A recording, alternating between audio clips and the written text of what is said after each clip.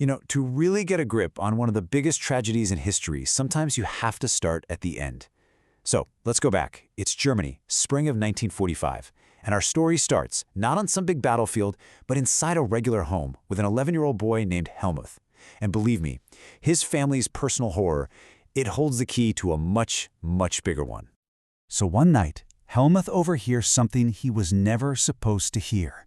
It was his father, a respected doctor, talking with his mom. And the tone of his voice, it was just terrified, hushed. He says these exact words. Chilling, right? And he wasn't just talking about his own suicide. No, he was actually debating taking the entire family with him. And then, the very next day, can you imagine this? They all go on one last family picnic. And right after, his dad goes to his office and shoots himself. It completely shattered young Helmuth. For years after this, he was terrified that his own mother might try to poison him. That's how deep the trauma went. So this brings us to the big question, right? The one that's going to drive this whole explainer. What on earth could make a man, a respected doctor, do something so drastic? What was he so afraid of? Well, to figure that out, we've got to go back. Way back. Okay, so our journey really kicks off at the end of World War I. It's November 1918. Germany has just been defeated. The emperor, he's gone, fled the country, leaving this huge power vacuum. And so in a city called Weimar, a new democratic government pops up. We now call it the Weimar Republic. But here's the thing. This new republic was basically born under a dark cloud. The victorious Allies forced it to sign the Treaty of Versailles, a peace treaty so unbelievably harsh that the entire country felt humiliated. Just look at the terms here. They were absolutely crippling. Germany lost huge chunks of land, vital resources, and its military was gutted.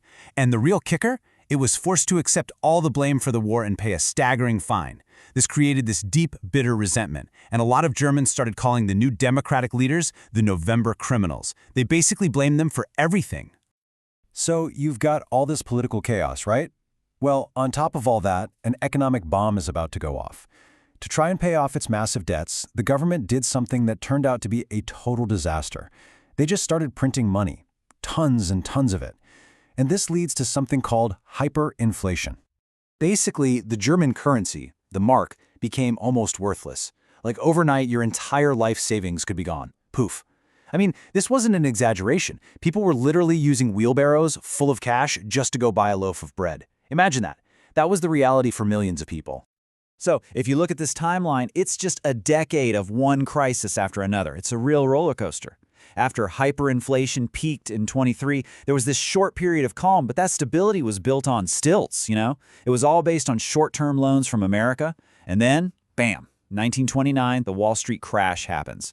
The U.S. needs its money back, so they recall the loans. And just like that, the German economy completely collapses. It hits rock bottom. By 1932, you've got 6 million people out of work. The sense of despair, it was just everywhere.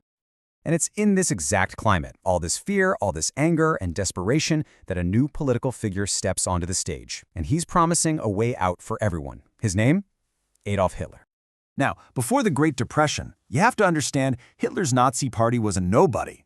A tiny fringe group. In 1928, they got a measly 2.6% of the vote. But just look at this chart. As the economy absolutely tanks, his support just explodes. By 1932, the Nazis are the biggest party in Germany, 37% of the vote. It's an incredible surge. So how did he pull this off? Well, for one, Hitler was an incredible public speaker, just mesmerizing. He was basically promising the moon to a population that felt like it had nothing left. He promised to make Germany strong and proud again. He promised to tear up that treaty everyone hated. He promised a job for everyone, a secure future for the youth. To a nation that felt completely broken, he was offering hope. And, crucially, someone to blame. Okay, so on January 30th, 1933, it happens. Hitler becomes the Chancellor of Germany. And get this, he did it all legally. But the second he got that power, he moved with just terrifying speed to tear down democracy and build a dictatorship from the ashes. And his path to total power was shockingly fast and, well, methodical. First, a mysterious fire breaks out in the Parliament building, the Reichstag. Hitler immediately blames his political enemies, and he uses this fire as the perfect excuse to pass something called the Fire Decree. And this decree, It suspends all basic civil rights. Freedom of speech, freedom of the press. Gone. Then, just a month later, comes the final blow, the Enabling Act. This law basically gave him the power to rule all by himself. No parliament needed. Think about that. In less than 2 months, German democracy was completely dead. And just like that, a whole new reality sets in. All other political parties? Banned. A whole network of terror is created. You have the Gestapo, the infamous secret police, and the SS. The first concentration camps start opening up, and at this point, they're mostly for his political opponents. The Nazis just seized total control over everything: the economy, the media, the army, the courts. Everything. But just having control wasn't enough. Not for them. Because at the very heart of the Nazi movement was this deeply, deeply racist ideology. And it's this ideology that would lead to the systematic, state-sponsored murder of millions of people. So the Nazi worldview, it was all based on this really twisted racial ladder.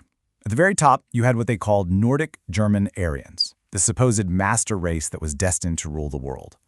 And at the absolute bottom, the Jews, who they called an anti-race and their ultimate enemy. And this wasn't just, simple prejudice. They saw it as biology, a twisted version of survival of the fittest, where the strongest race had to eliminate the weakest in order to survive and stay pure. Another really disturbing thing the Nazis did was weaponize language itself. They almost never said words like murder or kill out loud. Instead, they used these cold, bureaucratic-sounding phrases. Mass killings were called special treatment. The genocide of the Jews was called the final solution. Gas chambers, those were disinfection areas. It was all language designed to hide an unimaginable horror behind paperwork. And this persecution, it didn't happen all at once. It was a process. It happened in stages. First, it started with exclusion, stripping Jewish people of their rights, their jobs, their property. Then came ghettoization, where they were forced into these horribly overcrowded, sealed-off slums, basically left to die from starvation and disease. And then, starting in 1941, came the final stage, annihilation, the industrial-scale murder and extermination camps. The sheer scale of the killing, it's almost impossible to wrap your head around. 6 million Jewish people were murdered. But as you can see from this chart, they weren't the only ones. The Nazi regime also went after Polish civilians, gypsies, disabled Germans, and millions of others they considered undesirable or enemies of the state. And all of this whole dark history, brings us right back to where we began, back to that 11-year-old boy, Helmuth, and that terrible question about his father's suicide. So it's the spring of 1945. The war is finally over. Germany is lost. As the Allied armies are closing in on Berlin, Adolf Hitler, along with his propaganda minister Goebbels and his entire family, they all commit suicide in an underground bunker. The Third Reich was finished. And now we finally have the answer to our question. Why was Helmut's father so afraid? The truth is actually very simple. And it's devastating. He was a Nazi. You see, he wasn't afraid of the Allied soldiers. He was afraid of justice. He was afraid of being held accountable. He was terrified of what would happen when the world found out about the atrocities, the special treatments, and the mass murder that he had been a part of. He feared the revenge he mentioned to his wife, the justice that he knew was coming. Look, the story of Helmut's father and the rise of Nazism, it's so much more than just a history lesson. It is a profound warning, and it leaves us with a really tough question, one that's just as relevant today as it was then. What happens to us and to the world when ordinary people choose to go along with or just stay silent in the face of terrible injustice?